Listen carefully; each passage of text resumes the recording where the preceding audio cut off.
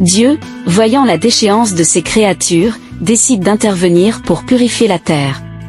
Cependant, au milieu de cette corruption, un homme, Noé, se distingue par sa droiture et son obéissance à Dieu.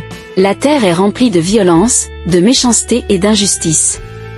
Les humains se sont détournés de Dieu, vivant selon leurs propres désirs égoïstes et immoraux. La corruption est si profonde que Dieu est attristé d'avoir créé l'humanité. Le texte biblique dit: L'Éternel vit que la méchanceté de l'homme était grande sur la terre, et que toutes les pensées de son cœur se portaient chaque jour uniquement vers le mal. Le choix de Noé. Au milieu de cette corruption généralisée, Noé émerge comme une figure de justice et de fidélité. La Bible le décrit comme un homme juste et intègre dans son temps. Il marche avec Dieu, c'est-à-dire qu'il vit en harmonie avec les commandements divins, contrairement à ses contemporains. En raison de sa droiture, Dieu décide de sauver Noé et sa famille du jugement imminent. Dieu lui annonce son intention de détruire toute vie sur terre à cause de la méchanceté humaine, mais il donne à Noé des instructions précises pour construire une arche, un immense bateau qui servira de refuge pendant le déluge à venir. La construction de l'arche. Noé, obéissant à l'ordre divin, commence la construction de l'arche. Ce n'est pas une tâche facile, car l'arche doit être suffisamment grande pour accueillir Noé, sa famille, et un couple de chaque espèce animale. Dieu donne à Noé des instructions détaillées sur les dimensions de l'arche, la manière de la construire, et les matériaux à utiliser. L'arche doit mesurer 300 coudées de longueur, 50 coudées de largeur, et 30 coudées de hauteur. Elle est construite en bois de goffé et est recouverte de poids à l'intérieur et à l'extérieur pour la rendre étanche. Noé travaille sans relâche, probablement aidé par ses fils, dans la construction de ce gigantesque vaisseau. La construction de l'arche est un acte de foi immense. Noé et sa famille sont les seuls à croire au message de Dieu concernant le déluge à venir. Ils sont entourés par une société incrédule et moqueuse, mais leur foi reste inébranlable. Chaque coup de marteau sur le bois de l'arche est un témoignage de leur confiance en Dieu. L'entrée dans l'arche. Une fois l'arche achevée, Dieu ordonne à Noé d'entrer dans l'arche avec sa famille.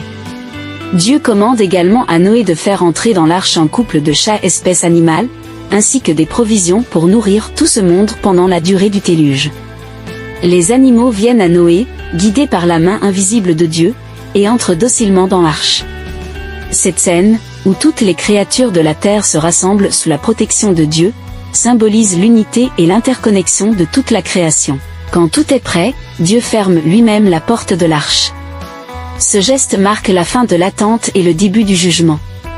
La fermeture de la porte par Dieu est également un symbole de protection divine pour ceux qui lui sont fidèles. Le déluge.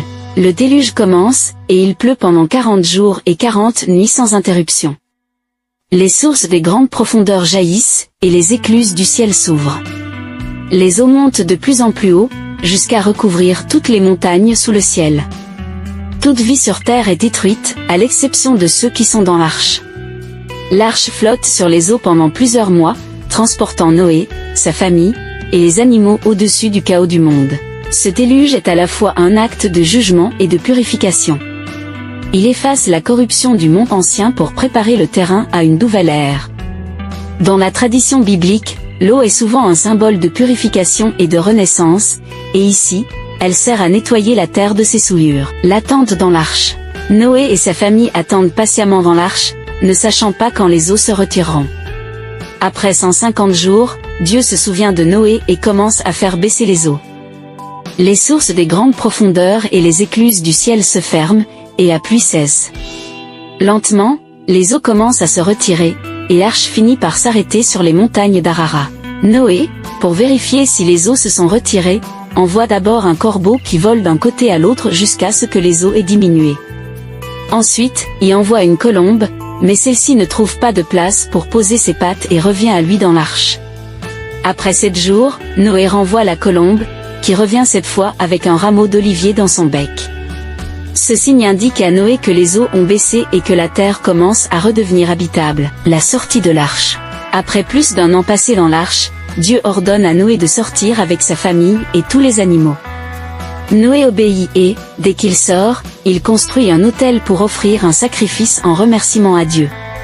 Dieu accepte ce sacrifice et fait une promesse solennelle à Noé et à sa descendance. il ne détruira plus jamais la terre par un déluge, quelle que soit la méchanceté de l'humanité. Pour sceller cette promesse, Dieu place un arc-en-ciel dans le ciel, signe visible de son alliance éternelle avec toute la création. L'alliance de Dieu avec Noé. L'alliance de Dieu avec Noé est un moment clé dans l'histoire biblique. C'est la première alliance explicite entre Dieu et l'humanité. Elle est inconditionnelle, ce qui signifie que Dieu promet de ne plus jamais détruire toute vie par les eaux, indépendamment des actions futures de l'humanité. L'arc-en-ciel devient le symbole de cette promesse, rappelant à chaque génération la fidélité et la miséricorde de Dieu. L'histoire de Noé et le déluge est non seulement un récit de jugement, mais aussi un récit d'espoir et de rédemption. Elle montre que même dans les moments de corruption et de désespoir, il y a toujours une possibilité de salut pour ceux qui se tournent vers Dieu. Noé, par sa foi et son obéissance, devient le précurseur d'une nouvelle humanité, purifiée et réconciliée avec son Créateur. Au-delà de sa signification religieuse, l'histoire de Noé a influencé la culture et la littérature à travers les âges. Elle est un puissant rappel des conséquences du péché, mais aussi de la grâce incommensurable de Dieu, qui cherche toujours à restaurer et à renouveler sa création.